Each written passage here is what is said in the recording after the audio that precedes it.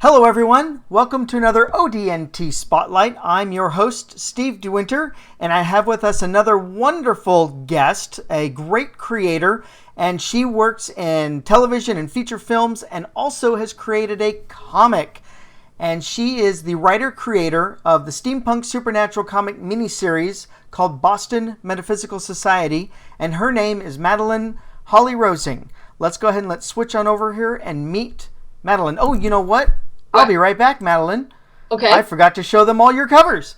Okay. So we have here, so these are the first 4 issues that we have. So in her miniseries, it's a 6-issue miniseries, and these are the first 4 covers that are complete. And then this is the cover art for the 5th issue, and she is right now in the throes of a Kickstarter campaign for issue 6. We have here a sneak peek of the inked cover, which has not yet been colorized. Now we can switch over. Hello, Madeleine. Hello. Thanks for having me. Hey, thank you for coming on the show. So tell us a little bit about the Boston Metaphysical Society comic. What is that about? Well, the story's about an ex-Pinkerton detective and his spirit photographer partner who battle supernatural forces in late 1800s Boston. So think steampunk X-Files. Oh, very, very cool. So how did you come about this, the concept for this story? What made you decide, I'm going to do an 1880s X-Files steampunk? Yes. Well, I've obviously been a fan of X-Files. That's pretty obvious. But and they're coming back, too. Yes, for I know, in season. January. I can't wait. Yeah! Yes. Well, the story of Boston Metaphysical, BMS for short, to make it easy. I know it's a mouthful. I love history, and I've been a sci-fi buff forever. So it was kind of like a good marriage of both. And I found steampunk in the process. There is a story behind this. We'd love to hear it. Yeah. I wrote the story originally as a TV pilot while I was at UCLA Film School. I was in the MFA program there, and it was originally just a straight period detective piece set in the late 1800s. Well, I was sitting in Melnitz's Lounge, which is a building at UCLA, when a friend of mine kind of hopped over the couch, sat down next to me, and uttered the word steampunk. That's all he said was steampunk. And I went like, okay. And he says steampunk. He goes, I think BMS should be set in a steampunk world. Well, I had heard of steampunk, didn't know a lot about it. So I went and did a lot of reading and researching and decided he was right. It's very right. So I redeveloped it in a steampunk world. I would say it's more steampunk-ish than hardcore steampunk, because it is a character-driven piece. And so that's how it ended up as steampunk. But the pilot itself made the rounds. It was well received, but at the time thought very expensive to make. Yes. Yes. So it was suggested that I create my own, what's called previously existing marketing material, i.e. a comic that I owned myself. It also just makes it easier for people to read pretty pictures. So I adapted it into a 6-issue miniseries, and in the process discovered that I really love comics. So now I'm stuck. So you did not grow up a big comic reader? No, my brother probably has the largest graded collection of Daredevil comics in the United States. Oh, wow. Yeah, it's crazy. He doesn't even read them. He just collects them. They're still in their packaging. Still in their packaging.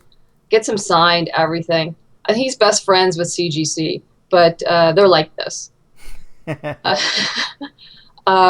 even gets mine graded, which I think is crazy, but, whatever. Right. They didn't offer anything. It was like the superhero thing just never appealed to me. And it wasn't until I took a sequential art class to actually learn how to write comics so I could adapt my pilot that I discovered independent comics. And I went like, why didn't anybody tell me about these before? These were awesome. I mean, I read Why the Last Man, and it was like I got it from the library and I couldn't get it fast enough. and, Astro City. I mean, it just, Watchmen, the list goes on and on, as you know. So I still view myself as a relative newcomer to comics. So I've done a lot of catching up in the last 3 years. Right, there's this whole secret world of awesome entertainment. Yes. We sit there, we think of comics, we think of Archie and, and it's, superhero stuff. Oh, we'll wait for the movie, the Marvel bring a movie. Yeah, but it was, and then the new ones like, Ms. Marvel is wonderful. What is it? Pretty Deadly? Mm-hmm. Pretty Deadly. Yes. Pretty Deadly. And of course, Saga, that's like, duh. It's amazing. Not fit for, small children, of course, but, right, yeah, comics are not for kids. Not today. Yeah, I've had a hard time convincing my father of that. He just thinks, well, how's your cartoon coming? Dad, it's not a cartoon. So, yeah, it's been an education for everyone, and particularly myself. So, but it's been a lot of fun. I've really enjoyed becoming part of the comics community and the steampunk community as well. So you were able to join 2 communities at the same time. Yes. And so you've released the Boston Metaphysical Society, BMS, as a webcomic. Yes. And how has that been? I mean, that's kind of doing something different, but then again, there's a lot of the indie comics that are doing that so that you can get the full experience without having to go with cheap paper, black and white. Well, we started as a webcomic before we went to print, and that was in order to build a fan base so that we could eventually build up to something else. For example, the print copies, possibly going at that point, just barely thinking about Kickstarter, but maybe going to Kickstarter. So it was a business decision to start there. Not that you can make any money off of webcomics, because you can't. With the rare exception, most of us can't. There's maybe, you can count them on both hands how many people can actually make money off of webcomics. But make a living off of it, but it's all free stuff. Yeah. But yeah, that was just a way to establish a presence and to establish a brand for myself as a writer, and it worked very well. I'm not sure I would do that again. At this point, I probably don't have to, but but for others who want to venture into webcomics, if they're able to write it and illustrate it themselves, they can throw it up on Tapastic and a few other places, so it's relatively, inexpensive.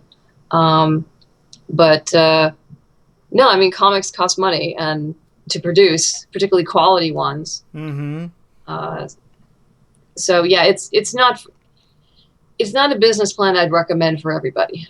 Right, because it starts out with giving away stuff for free with no real revenue. There's no revenue happening. Is it's pennies. It's what you make off of Google, which is pennies, and Project Wonderful, which is pennies. Right. But if you really, you really have to go to print in order to start bringing in any income. Right. And so you've used Kickstarter to move over and transition from webcomics to print. Yes, it has helped. We funded the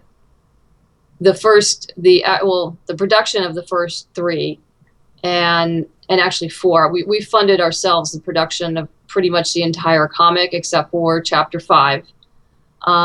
But we printed on Kickstarter chapter 3, 4, 5, and now 6. Right. And so, which obviously helps tremendously. So. Right. And then you've got a lot of fans. And so you've just started the Kickstarter for the 6th and final issue.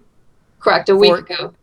And I have the link down below in the description. So if you're watching this embedded in another website, click on the little button down there that says watch on YouTube, and then you can see the descriptions down below. And one of the links I have here is to add a pledge to Madeleine's Kickstarter page, and they're already funded.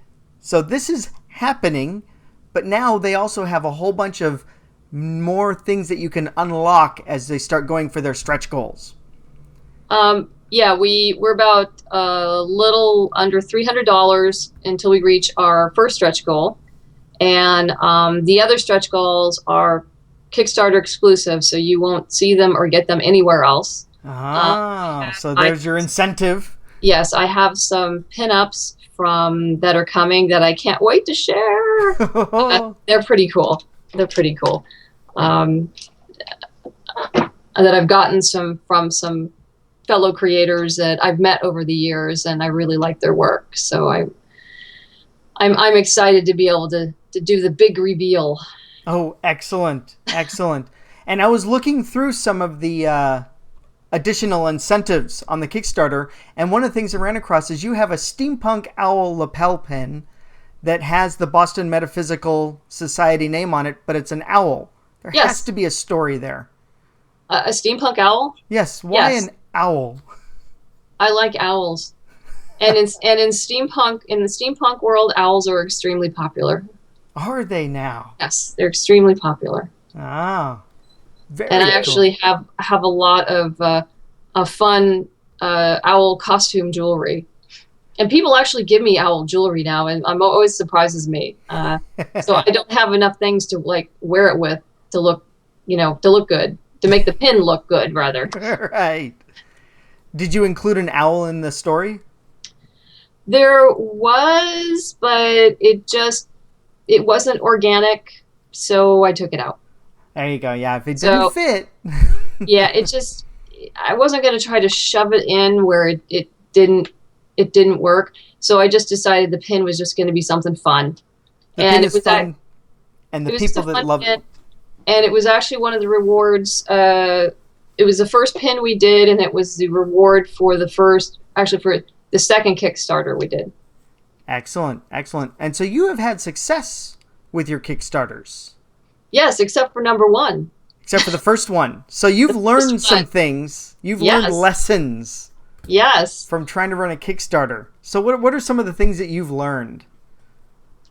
Well, number one, you need to pay close attention to postage. You need to do prototypes of all the packages you're going to be sending out. Even if you don't have the exact thing, find something that is almost similar to it. Get the exact envelope that you're going to use, weigh it, find out how much it's going to cost through media mail or first class postage. And particularly international, you need to keep it under 4 pounds, because if it goes above 4 pounds, the cost quadruples. Wow. Yeah, it's pretty scary. So you need to keep a handle on the weight of everything. So it's always good if you're going to have stretch goals to make sure they fit in. One, stretch goals only go to people who are pledging to physical rewards, and two, that it fits in the envelope. Excellent. And so you've taken a lot of the things that you've learned, now that you learned the lessons of some bad Kickstarters that happened, but now you've become more successful with it. You now also run seminars for independent creators to teach them how to do Kickstarter as well. Yes. I teach about every few months over at Pulp Fiction Books and Comics in Culver City. Mike, the owner, has been tremendously supportive and they have a loft in their Culver City store, so he runs other types of classes there as well, and he loves the whole concept of being able to give back to the community. So that has worked out very well, and of course, this may be time to segue to the book. Yes, we will segue to the book. If you don't happen to live in the greater Los Angeles area, Madeleine still has you covered. She has a book available on Amazon and also Barnes & Noble. And iTunes, and it's available as an ebook and in print. In all sorts of places. So Kickstarter for the independent creator. So here is her lessons that she's learned so that you can be more successful with your new Kickstarter that you do. Yeah, I also use a number of case studies of 6 other successful Kickstarters, because I want to show people that there's a lot of right ways to do it. There's also a lot of wrong ways, but depending on the style, your own personal style, like there's different ways to do videos, but all of them need to contain the same information. Whether you do it in a simple webcam or you have software skills so you can make a beautiful animated video, because everyone is different.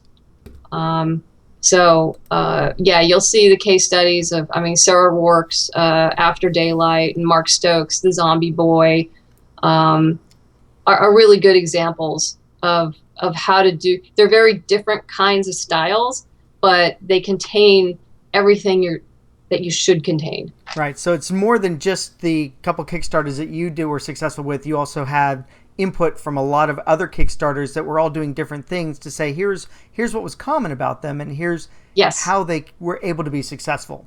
Yes. There's a million ways to fail, starting with postage.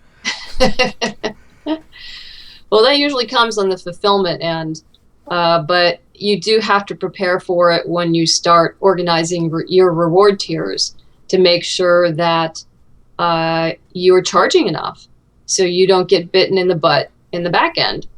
Right. I know I've thought of doing Kickstarters, and there's the inclination to go, well, let's keep it cheap and reasonable so that people will put money into it. Yeah. But then when you go to start to fulfill, you go, well, I guess I'm funding everything. Yeah, it's a good idea. This is my but the spreadsheet for the postage. You really need to do that. I actually started planning for this Kickstarter back in January, and just starting, rebuilding and adding to my existing email list from Comic-Cons. I do about 12 cons a year, and you build on that, building relationships up with people, podcasters like yourself, and potential backers that you see, and even those folks who may not want to pledge, but they're happy to retweet or repost, which is awesome too. Right, get the word out. Just to get the word out, yeah. Every little bit is appreciated. So as well as doing the comic, you've also done some additional short story anthologies, novellas, novelettes in the BMS universe. That's correct. As well.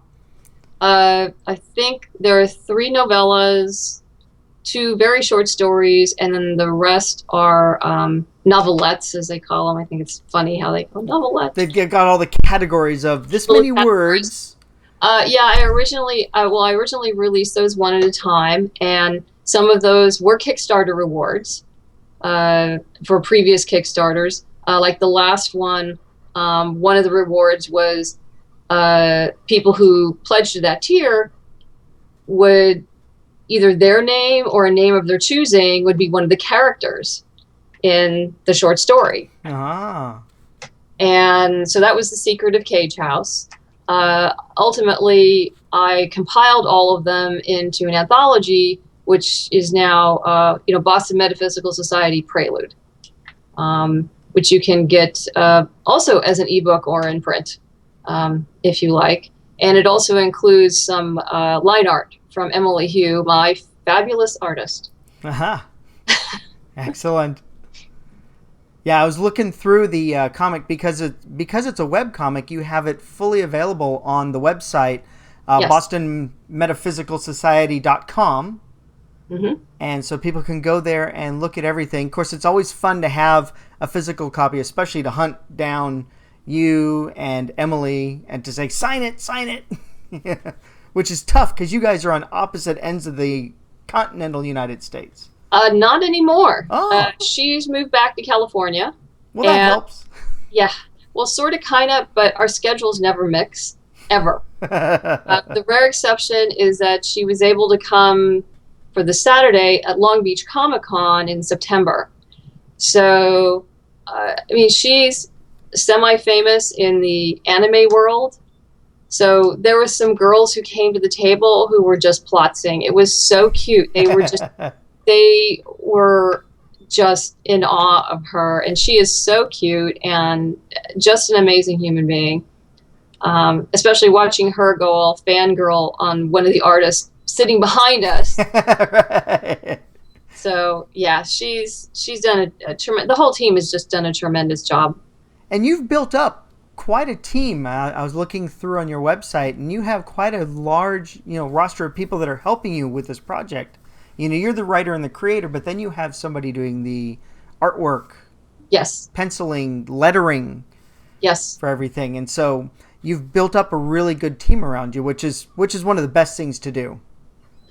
Yeah, they're really tremendous. And what's kind of shocking is this is Emily's first book that she's ever done. This is Gloria's first book she's ever done.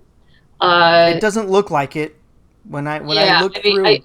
I think everyone was ready for prime time. Yeah, everyone was ready. Of course, Troy is a journeyman.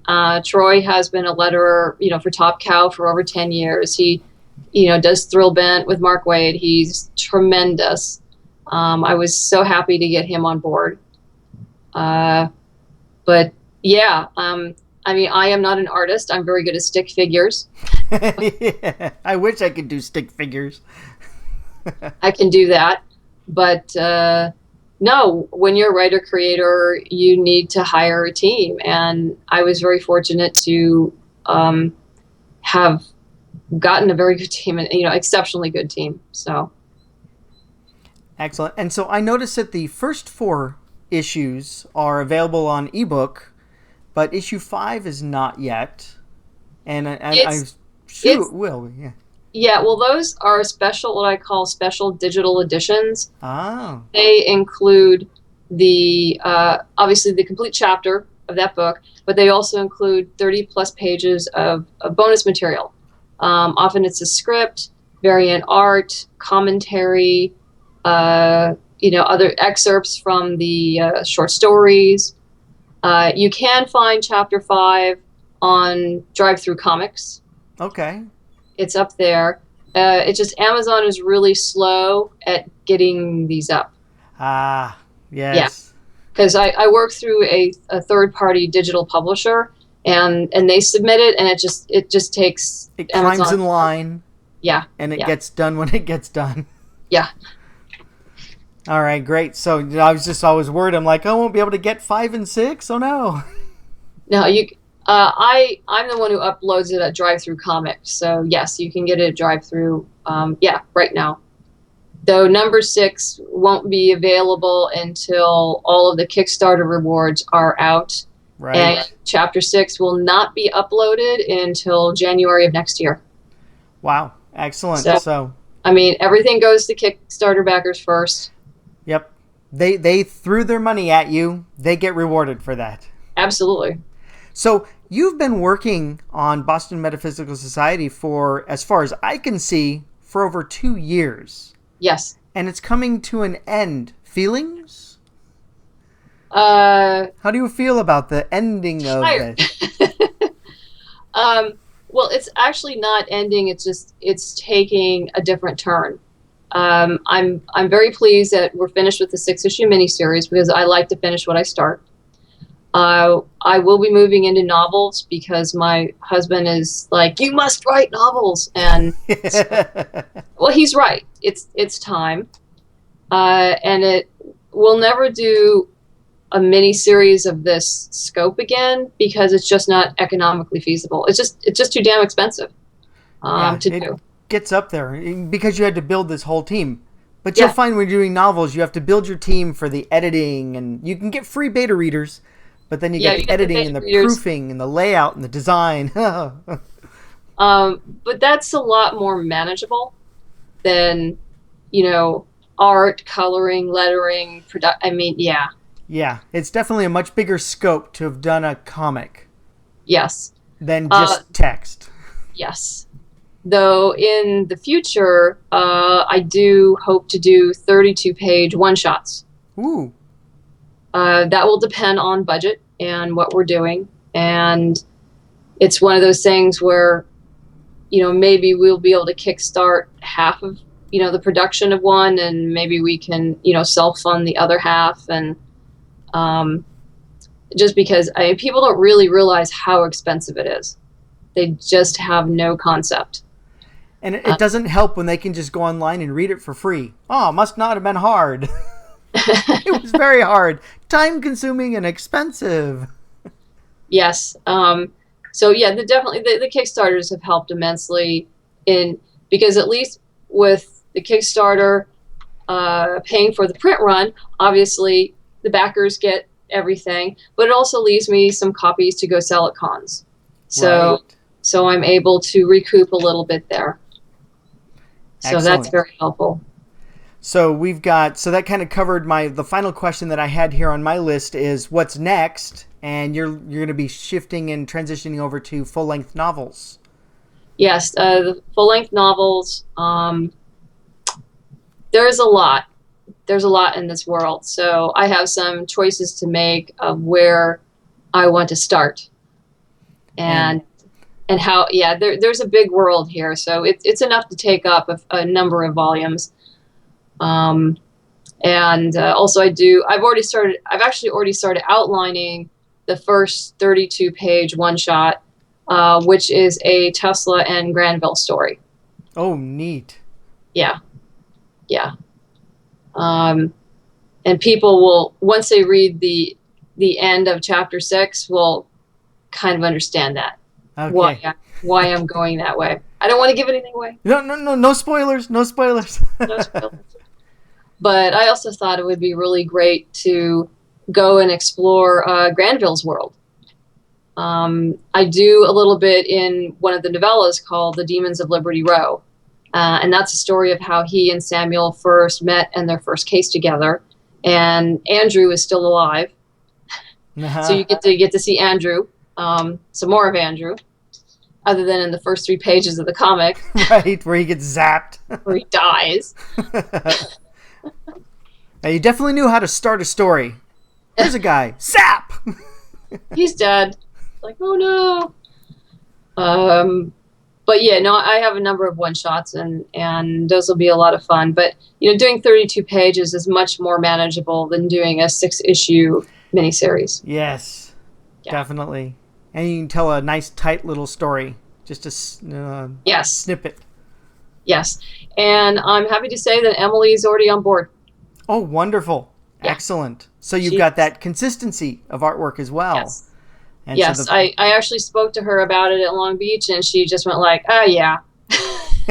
We'll take that as a yes. We'll take that as a yes. But I do apologize, as your viewers can tell, this is the pre-production for the Kickstarter behind me.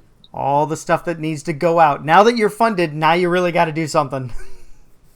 Well, these are leftover boxes and envelopes from the last one. And obviously I'll be getting more once we get to the end, and wait 2 weeks before the money comes through, and then I'll start ordering stuff like crazy, and getting ready once again. Get everything out. So those of you who are watching this video on YouTube or embedded in another site, there's a link down below where you can add your pledge to the Boston Metaphysical Society issue number 6 Kickstarter, and then that way some of that stuff behind her will be headed your way. Yes. All right, so we've covered everything that I had on my list. Before we wrap up the interview, Madeleine, is there anything that you would like the people watching this or potential readers of your webcomic or your future novels coming up, would you like them to know? Well, be prepared for surprises. Oh, good. And it'll be interesting to see how many people. Well, the big bad is the shifter, right? Right. In the story, who the shifter is really after. Ooh, Yeah. Is that revealed in issue 6? Yes, it is. Yes, it is. All right. Yes, it is. So that should be a lot of fun. But if everyone, if you can pledge, great. If you can't, please just post, retweet, help spread the word. Everything, once we reach the stretch goals, everything beyond that is going to go into a pot to that 32-page one-shot. Oh, excellent. Excellent. Yeah. All right. Well, hey, thank you very much, Madeleine, for coming on the show.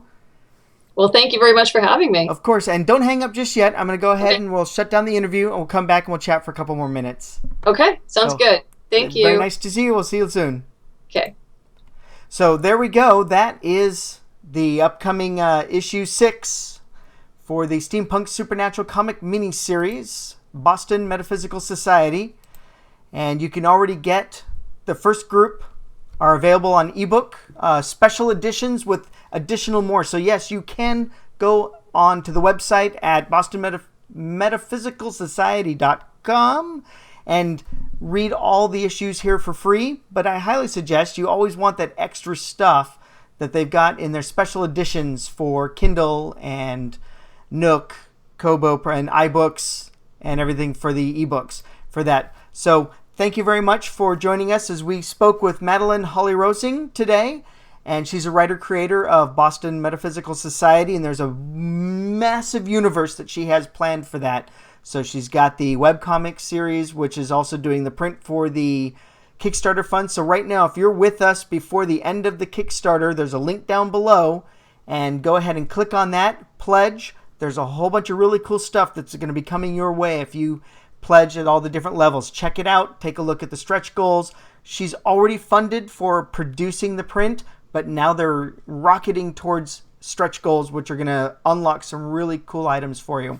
So once again, I'm Steve DeWinter for ODNT Spotlight. Thanks for joining me. Don't forget to subscribe to this channel. We have many more interviews with authors, artists, musicians, actors, all sorts of people. So thank you very much. Have yourself a great night. Bye.